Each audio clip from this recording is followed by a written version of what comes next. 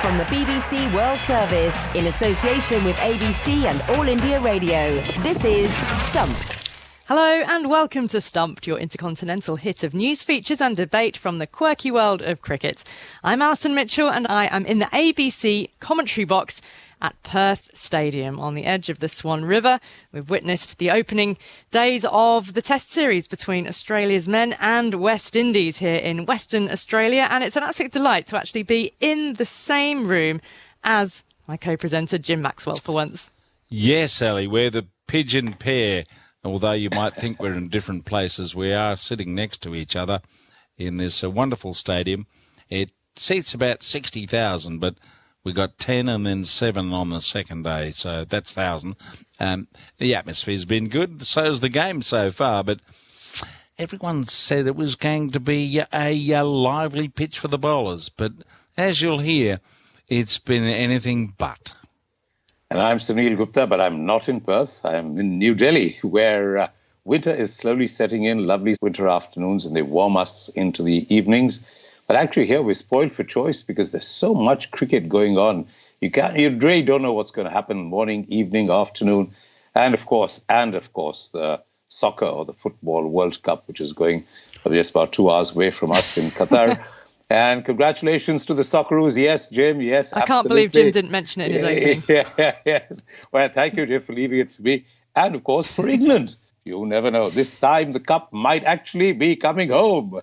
Jim and I are here at Perth Stadium. It's a vast empty bowl at the moment now that everyone has cleared out for the night. A ring of fire, if you like, the floodlights around the uppermost rim of this Perth Stadium. But there wasn't so much fire with the ball going on down at ground level, was there, Jim? But there was plenty coming off the bats because Australia piled up 4 for 598 declared. West Indies closing the day with 74 runs on the board without losing a wicket, so they're still more than 500 runs behind. But Steve Smith and Marnus Labuschagne both racked up double hundreds. But there was a really tantalising prospect. Jim wasn't there, and Son will get your thoughts on this as well, watching the Test debut of Tagenarine Chanderpaul, son of the great Shivnarine. So he went out with the bat. Faced quite a barrage, Jim, didn't he? But he really came through, and it was a highly commendable 47 not out that he closed day 2 with. Yes, we had the old guessology in the commentary box as to what position the West Indies might be in at stumps, having been pretty ragged in the field and conceding all those runs. And no one said naught. No, the closest was good old Carl Hooper, who's a West Indies friend in the box who lives here in Australia. He said they'll be 1 for. So none for 74. It was astonishing. In fact, Australia struggled to create any chances. There was an LBW review. There was a tad close umpire's call. And there were 1 or 2 nasty deliveries that tangled up the young batsman. But it was a pretty serene, resolute performance by the 2 openers to get through 20-odd overs before stumps against a much vaunted Australian attack. But as we saw a couple of years ago against India, sometimes the great bowlers, as it were, don't get the result that everyone expects, and that was certainly the case tonight, which has given this game a bit more steel and the hope that it will be a 5-day contest, particularly when you look at the scoreboard, and 4 wickets only have fallen for 672 runs. So it's a batsman's paradise at the moment. It is, isn't it? So, when we talk about father-son combinations in Test cricket over the years, there has been many, hasn't there? This Shivnarine-Tagenarine combination does seem to have a lot of people excited, and it was exciting to watch him in the flesh today. A 26-year-old on his Test debut, but there are a lot of similarities with his father, Shiv. Yes, left-handed, the similar stance, which is what I'd call the Shivnarine stance. I don't think I've seen anybody except, I think, Fawad Alam in Pakistan who plays with that completely open stance with both his toes pointing down the wicket. But as they say, I mean, it's what works for you. And obviously, under the tutelage of Shivnarine Chanderpaul, he must have learned the basics very well. Because I remember when he used to play against India, he used to come in, I think, number 4 or number 5, somewhere around that point in time. He used to say, oh, my God, we can't get him out. You know, he used to hang around like a limpet.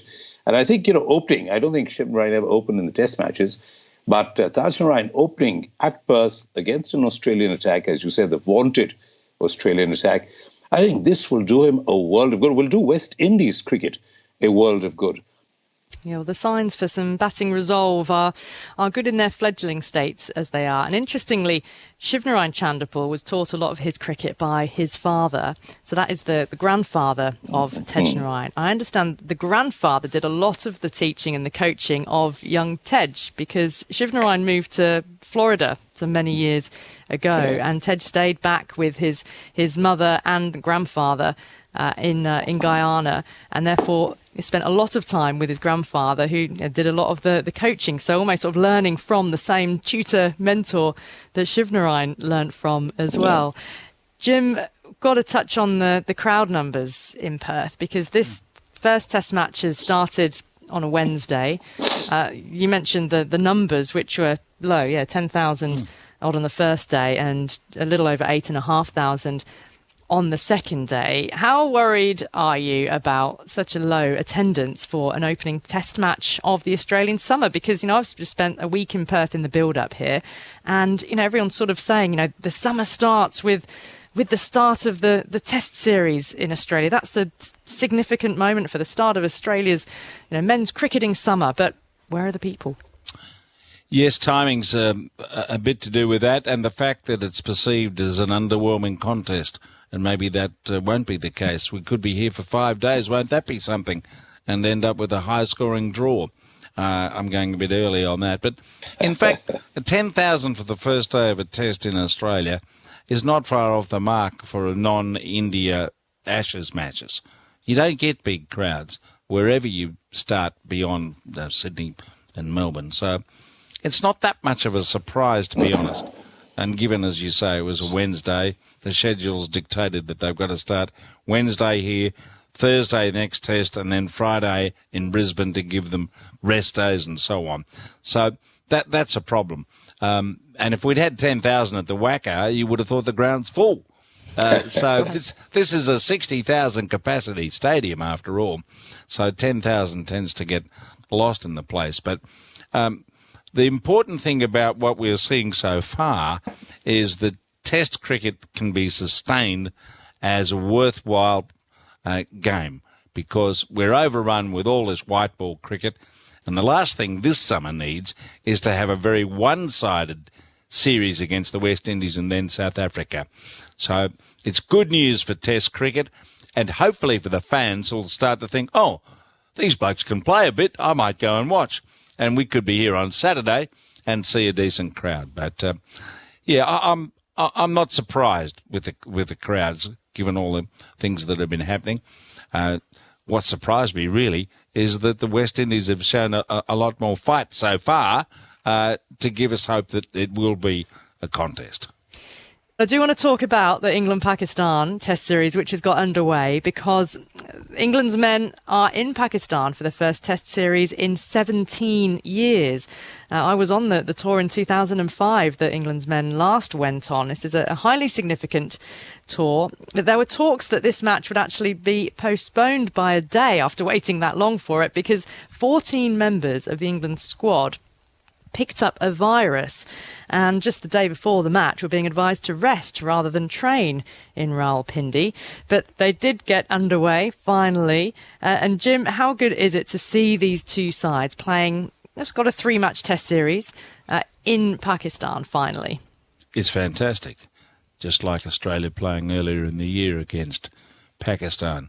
And I hope that they have a wonderful series, and it's pretty clear from the opening day that Bazball or whatever it is paying off, despite the fact that England had to restructure their playing 11 because of all these problems. And good thing they won the toss, so they could bat first, and most of the Sickies could have a spell in the room. Sunil, it's a lot closer to home for India. Of course, we know the relationships with India and Pakistan. India aren't going to be travelling to play tests in Pakistan anytime soon. But the significance of this tour for everything that goes into cricket and beyond. Oh, I think it is it is hugely significant. I mean, Sri Lanka has been going there, Zimbabwe have been going there, the Windies have been going there. But for England to travel after so many years, I think that really does, it's a signal. I think that things are well with the country. And I think Pakistan will take great heart and great hope. Not that they've done too well in the bowling department, which is surprising, but nevertheless, they will take great heart that the world is now coming back to them. I think it's great for cricket in general, because as it is, there's such a small cluster of countries that play high-level cricket. And if two of them are not playing, then that does take away certain things, like England and Australia not playing the Ashes, for whatever reason. It just takes away from the game. So I think it is for both the subcontinent as well as for England, for Pakistan. It's a big day. It's a big moment. I'm very glad that the virus did not really disrupt. And sometimes, you get a lot when you face adversity. To put in Zach Crowley, who'd done nothing in the summer and then suddenly goes and scores a century, and everybody else, I think that will give them really, enhanced hope that they can play on the subcontinental pitches, because that's always been, again, the way that India goes to England and gets done in by the swing, done in by the spin over here. But I was astonished to see Pakistan's team makeup. I know there are people who are suffering from injuries like Shaheen Shah Afridi, who got it in the World Cup and stuff. That suddenly all the old bowlers who bowled against Australia were there for the Test series, Noman, Ali, so on and so forth, they're not playing. I think that is one of the issues that Pakistan cricket need to address. They make so many changes in their Test team, especially, series upon series. I think they need to have much more settled 11, and I think then you will see much better cricket from them. From the BBC World Service, this is Stumped on ABC and All India Radio. Now to the Women's Big Bash, and it was third time lucky for Adelaide Strikers, who finally won their first WBBL championship and stunned the Sydney Sixers with a 10-run victory in the final. Now Deandra Dottin, who retired from West Indies duty earlier this year, shone with bat and ball, an unbeaten 52 from 37 balls, then bowled a double wicket maiden in her very first over as well. Jim, first of all, just how good is it to see a new team win the WBBL and Strikers to finally get over the line?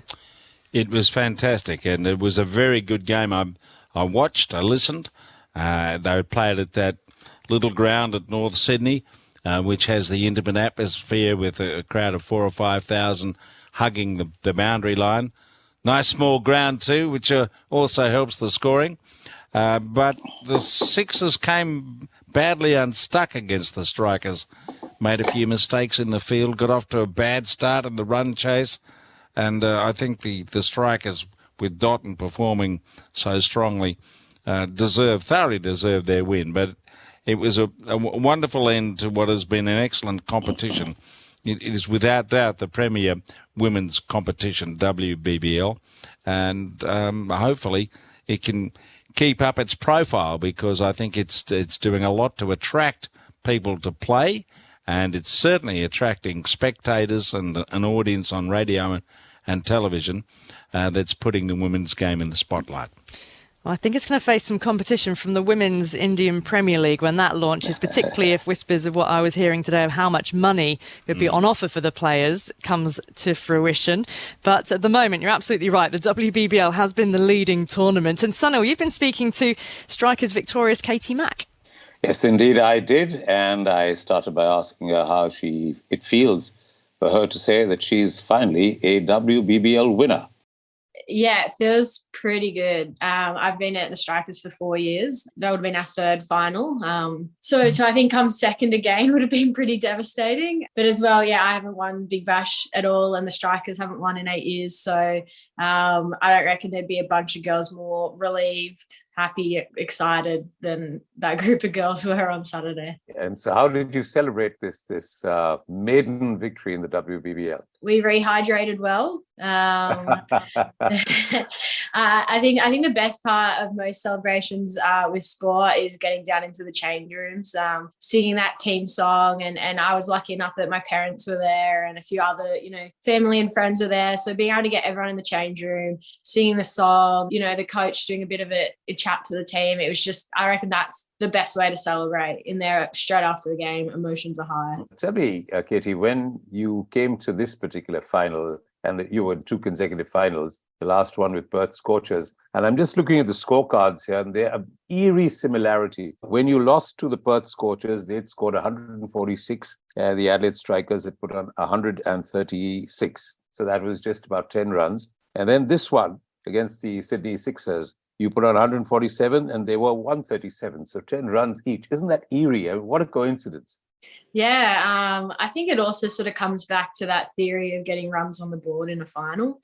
Because if you'd asked anyone before that game, 140 was definitely on the lower part for that ground, and potentially also Optus Stadium, and we hadn't played there yet. But I think it sort of goes to show that having that pressure to chase definitely is a thing in T20 cricket anyway. Yes, I know people do talk about that, because in the previous game you opened with Danev and Niekerk, and this one you opened with another South African, Laura Fulfat. And how does it go, communication with cricketers who are from other parts of the world? I mean, it's great. Playing with any international is a pretty good experience. The South Africans have been around in the BBL every year since it started, so I feel like they're South Africans first, Australians second. And I guess in terms of opening, you like the idea that the team has selected a team that fits well and you have your roles. So I think that's easy when it comes down. You know your role, you know what their role is, and it's all pretty clear when you go out there. All right, then. Thank you so much for being on Stumped with us. All right. Thanks, Sunil.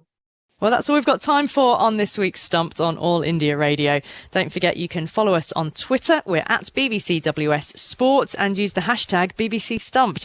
And check us out on YouTube as well. Go to the BBC World Service's YouTube channel. You'll find us there. My thanks to Sunil Gupta, Jim Maxwell, and to all of you for listening. See you again next week. Bye-bye.